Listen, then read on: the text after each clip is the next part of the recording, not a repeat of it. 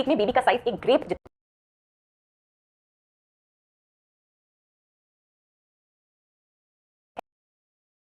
Major parts हैं वो अब ग्रो करना शुरू हो रहे हैं, उसके सारे वाइटल ऑर्गन्स इन प्लेस आना शुरू कर रहे हैं। ऑल्दो उनकी फॉर्मेशन, उनकी ग्रोथ और प्रॉपर डेवलपमेंट में अभी काफी सारे वीक्स बदलाव होते हैं, हमारे बेबी कितना बड़ा होता है, बेबी में क्या होना, ये बहुत ही सामान्य शिकायत है और अधिकतर लोगों में इसमें घबराने की बिल्कुल बात नहीं रहती है।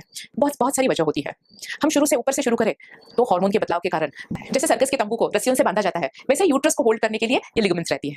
हमारी थोड़ी हरकतों से ये यूट्रस का तंबू हिल जाता है और लिगामेंट्स उस यूट्रस को वापस स्थिर कर देती है, तो इसी वजह से भी पेट में थोड़ा सा दर्द हो सकता है। तो आइए हम 1.5 इंच नापने लगता है, एक छोटे चेरी जैसा बेबी दिखाई देता है। बेबी की जो टेल रहती है टैडपोल जैसा लुक रहने के लिए 28 वीक्स तक रुकना पड़ता है। इस 9वें सप्ताह में बेबी अभी आपको फिस्ट मारना शुरू करेगा।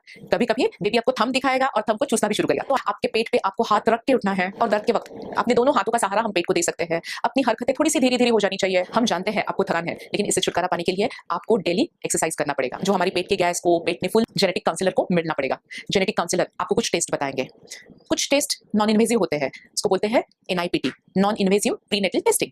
आपके शरीर से खून लिया जाता है और आपके खून में बेबी के कुछ जीन्स भी पाए जाते हैं, कुछ क्रोमोसोम्स पाए जाते हैं और उससे हमें बेबी के जीन्स के बारे में पता चलता है। कभी जेनेटिक काउंसलर तो 9 to 12 वीक्स तक होने वाली जो इन्वेजिव टेस्ट रहती है उसको कोरियोनिक विलस सैंपलिंग बोलते हैं। हमारे पहले बच्चे में या हमारे फैमिली में कुछ मेजर जेनेटिक बायोप्सी में बेबी के प्लेसेंटा का एक छोटा सा टुकड़ा बिट हम जांच के लिए निकालते हैं और उसे बेबी के जीन्स के बारे में हम पता चलता है। इससे हमें पता चलेगा हमारा बेबी जेनेटिकली नॉर्मल है या नहीं। तो आइए हम देखेंगे 9 इन सारी टेस्ट की जरूरत है क्या। अभी तक अपनी प्रेगनेंसी सेटल आपका बेबी एक अच्छे से फिटस जैसा दिखेगा। जैसे बर्थ टाइम पे आपके हाथ में आपका बेबी आने वाला है, वैसे ही आपको आपका बेबी सोनोग्राफी में इस वीक के बाद दिखेगा। तो इसको हम फिटल स्टेज बोलते हैं। तो चलो अब उसके सारे यानी कि आपका बच्चा है, उसकी जिप के ऊपर टेस्ट बर्ड सारे डेवलप हो जाएंगे। आपका बच्चा अभी से आइडेंटिफाई कर पाएगा कि कौन सा टेस्ट है, यानी कि स्वीट है, बीटर है, कौन सा टेस्ट है वो आइडेंटिफाई कर पाएगा। यदि हम उसके हाथ और पैरों की डेवलपमेंट की बात करें तो अच्छे से, यदि उसके हार्ट की बात करें तो टोटली जो 4 चैम्बर होती है उसका डेवलपमेंट कंप्लीट हो चुका है।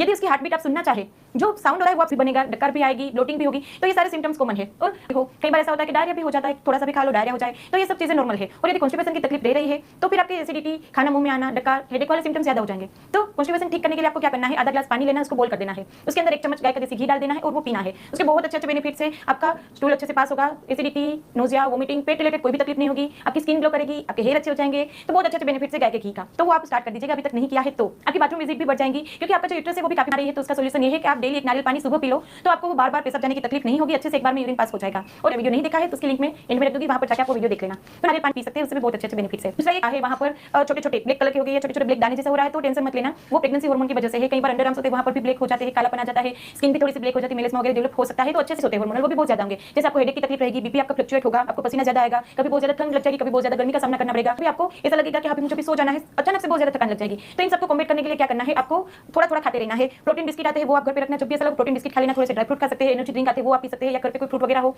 वो आप खा सकते हैं। दूसरा आपके साथ अभी प्रॉब्लम हो रहा होगा वो है नींद। तो लोगों को क्या करना है, कोई भी साइड में सोना है, लेफ्ट साइड या राइट साइड सोए। जो बेस्ट पोजीशन होती है वो लेफ्ट लेटरल, यानी कि आप अपनी लेफ्ट साइड सोएंगे तो उसमें बच्चे को पोषण अच्छे से मिलेगा, उसका ग्रोथ अच्छे से होगा। अभी तक इस चैनल को सब्सक्राइब नहीं किया तो पहले कर लीजिए, वीडियो भी लाइक कर दीजिए।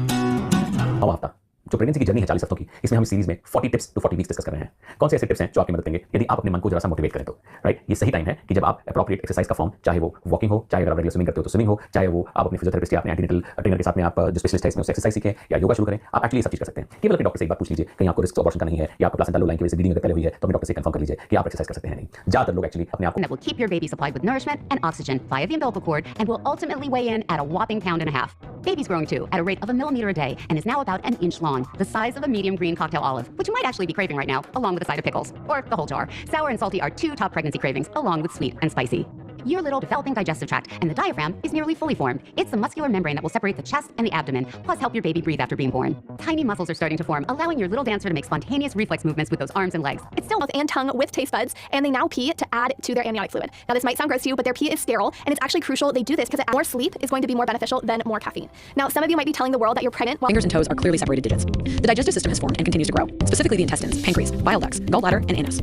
Sexual division starts with the internal reproductive holes and those peepers of theirs. His limbs have lengthened, and baby has begun to shake his groove thing in utero. But you probably won't feel him for another couple months. Inside baby, his gallbladder, liver, and spleen are taking shape. Baby's heart has split into 4 distinct chambers, and the valves are forming. Speaking of heart, you could possibly hear the first thump thump thump via a Doppler. Now, some natural mamas choose to wait to hear that precious heartbeat closer to week 20 with a fetoscope that uses no अपने electromagnetic. Liquids नींबू पानी नारियल पानी मट्ठा लस्सी इस type की चीजें खूब लेते रहिए और अपना हाइड्रेशन सही रखिए। इसके लिए नाशपाती है और जितने भी ओट्स हैं इन सब चीजों का सेवन ज्यादा करिए। High fibre diet helps in preventing constipation. इसी हार्मोन्स की वजह से ही जो आपकी आते दिन सो जाने के बाद 10-15 मिनट के लिए वॉक कर लीजिए। तुरंत लेटिए नहीं, चाहे आपकी कितनी इच्छा हो कि मैं बस खाया है तो मैं लेट जाऊं, मगर कोशिश करिए थोड़ा वॉक कर लीजिए। इससे फूड जो है आपका डाइजेस्ट होकर नीचे मूव कर जाएगा और आपको जो ये गैस की और पेट के फूलेपन की परेशानी है ये कम होगी। इसी में आना है वो बिल्कुल नॉर्मल होता है। पर अगर इसमें कोई आपको इरिटेशन या इचिंग या खुजली महसूस हो, इसका कलर चेंज हो जाए, येलोइश हो जाए या इसमें स्मेल नोटिस करें, तब आप अपने डॉक्टर को जरूर संपर्क करें। और हमारे अदर सिम्पटम्स होते हैं, वो होता है बच्चे को जगह देने के लिए, तो ये राउंड लिगामेंट्स स्ट्रेच होते हैं और इस वजह से इनके खिंचाव होने से हमें कई बार दर्द का महसूस होता है। एज फार एज पॉसिबल अपने मील्स को जहां तक हो सके हेल्दी रखिए और रेगुलर रखिए और वॉक करने की कोशिश करिए। चाहे आपकी कितनी इच्छा हो कि मैं पूरे दिन पर बेड में रहूं, मैं लेटी रहूं, मगर फिर भी अगर आप थोड़ा बहुत रेगुलर एक्सरसाइज करेंगे और वॉक करेंगे ये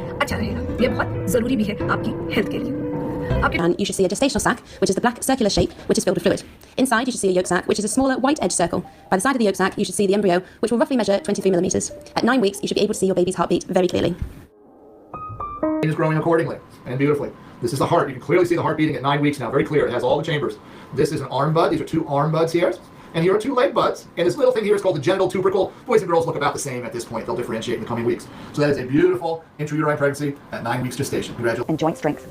Also, the placenta is pretty well taking over all the job.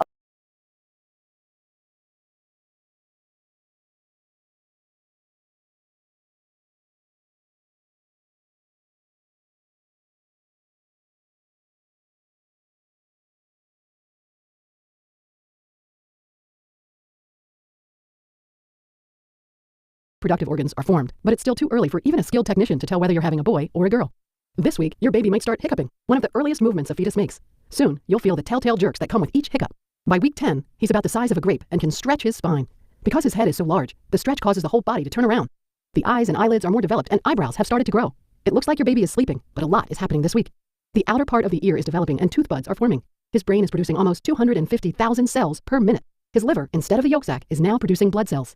His kidneys are producing urine and releasing it into the amniotic fluid. The skin consists of many layers and isn't transparent anymore. Male babies start producing the sex hormone, testosterone. By the end of 10 weeks, your baby has more than 90% of the anatomic structures present in adults. Your baby is about 2 inches long by week 11. From now through week 20 of your pregnancy, she will increase 30-fold in weight and will triple in length. A skilled technician might be able to tell at this point whether you're having a boy or girl, but most of the time, a baby's sex can't be detected until 15 or 16 weeks.